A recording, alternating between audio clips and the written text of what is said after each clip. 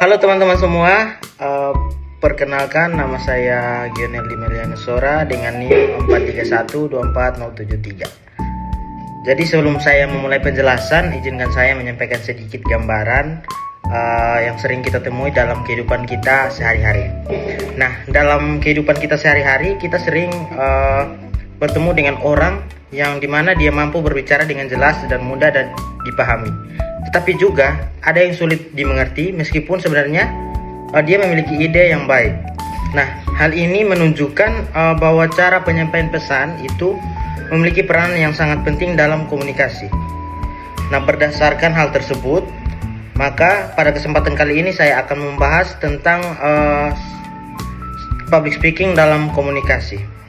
Nah, perlu kita ketahui bahwa public speaking merupakan kemampuan menyampaikan pesan, ide, atau informasi kepada orang banyak secara lisan dengan tujuan agar pesan tersebut dapat dipahami dengan baik.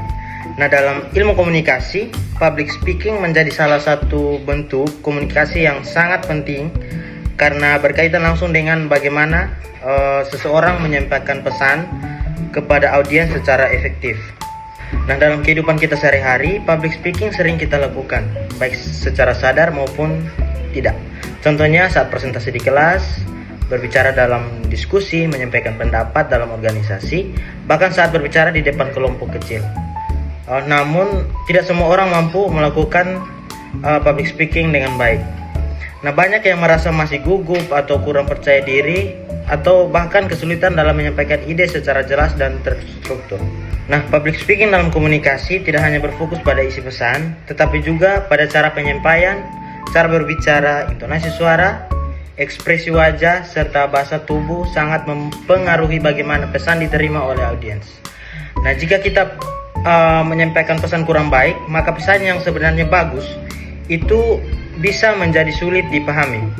Contohnya, dalam kita melakukan presentasi kelompok, sering kali kita melihat ada mahasiswa yang hanya membaca teks dari slide tanpa penjelasan tambahan. Dari sini kita bisa lihat bahwa kemampuan berbicara sangat mempengaruhi bagaimana seseorang dipahami dalam komunikasi. Dalam organisasi kampus, public speaking juga memiliki peran yang sangat penting. Misalnya, saat rapat, seseorang yang mampu menyampaikan ide dengan baik akan lebih mudah diterima oleh anggota lainnya. Bahkan, kemampuan ini juga sering menjadi faktor yang membuat seseorang dipercaya menjadi seorang pemimpin. Nah, agar public speaking dalam komunikasi berjalan dengan efektif, terdapat beberapa unsur penting yang perlu diperhatikan. Yang pertama adalah pembicara. Nah, pembicara itu adalah orang yang menyampaikan pesan, harus memiliki kepercayaan diri dan pemahaman terhadap materi.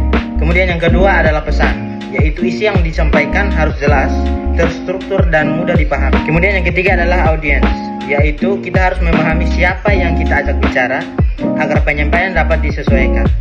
Kemudian yang keempat adalah media, seperti penggunaan suara, bahasa tubuh, atau alat bantu seperti slide presentasi. Dan yang terakhir adalah umpan balik atau respon dari audiens terhadap pesan yang kita sampaikan. Nah, selain unsur, terdapat juga beberapa teknik dasar dalam public speaking. Nah, diantaranya adalah yang pertama menjaga kontak mata dengan audiens, kemudian kita juga perlu menggunakan intonasi suara yang tidak monoton, serta memanfaatkan bahasa tubuh untuk memperkuat pesan. Nah, teknik-teknik ini membantu kita agar komunikasi menjadi lebih hidup dan tidak membosankan. Selain itu, rasa percaya diri juga menjadi faktor yang sangat penting. Banyak orang merasa gugup saat berbicara di depan umum, tetapi hal tersebut sebenarnya normal. Yang perlu kita lakukan adalah mengelola rasa gugup tersebut, misalnya dengan mempersiapkan materi dengan baik, berlatih sebelum tampil, serta kita perlu mencoba berpikir positif. Nah, selain itu penting juga untuk kita memperhatikan struktur dalam berbicara. Nah, public speaking yang baik biasanya terdiri dari pembukaan, isi, dan penutup. Pembukaan itu bertujuan untuk menarik perhatian audiens, isi berisi pesan utama, dan penutup berfungsi untuk menyimpulkan serta memperkuat apa yang kita sampaikan. Nah, dengan struktur yang jelas, audiens akan lebih mudah mengikuti alur pembicaraan. Namun dalam praktiknya itu masih banyak kesalahan yang sering terjadi. Misalnya berbicara terlalu cepat, suara terlalu pelan, kurang kontak mata dengan audiens, kemudian kadang terlalu bergantung pada teks atau bahkan kurang persiapan. Nah, kesalahan-kesalahan ini dapat menghambat penyampaian pesan dalam membuat komunikasi menjadi kurang efektif. Oleh karena itu, kemampuan public speaking perlu terus dilatih. Semakin sering kita berlatih, maka kita akan semakin terbiasa dan percaya diri.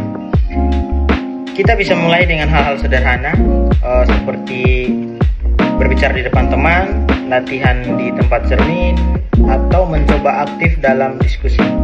Nah, kemampuan ini tidak hanya penting di lingkungan kampus, tetapi juga sangat dibutuhkan di dunia kerja dan kehidupan sehari-hari. Misalnya saat kita wawancara kerja, presentasi di kantor, atau saat menyampaikan ide dalam sebuah tim.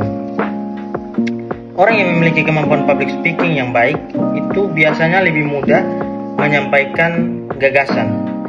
Kemudian dia lebih percaya diri dan lebih dihargai oleh audiens. Nah, selain itu, public speaking juga membantu kita dalam membangun hubungan sosial yang lebih baik. Dengan komunikasi kita yang jelas dan efektif, kita dapat menghindari kesalahpahaman dan menjalin hubungan yang lebih baik dengan orang lain. Sebagai penutup, dapat disimpulkan bahwa public speaking dalam komunikasi itu merupakan keterampilan yang sangat penting dan perlu dimiliki oleh setiap individu, terutama mahasiswa. Nah, dengan kemampuan public speaking, kita dapat menyampaikan pesan secara efektif, meningkatkan kepercayaan diri, serta memperbaiki kualitas komunikasi kita dalam kehidupan sehari-hari. Tidak ada orang yang langsung mahir tanpa latihan, karena semua orang membutuhkan proses. Nah, oleh karena itu, kita perlu terus belajar, berlatih, dan berani mencoba. Mungkin sekian yang dapat saya sampaikan. Terima kasih.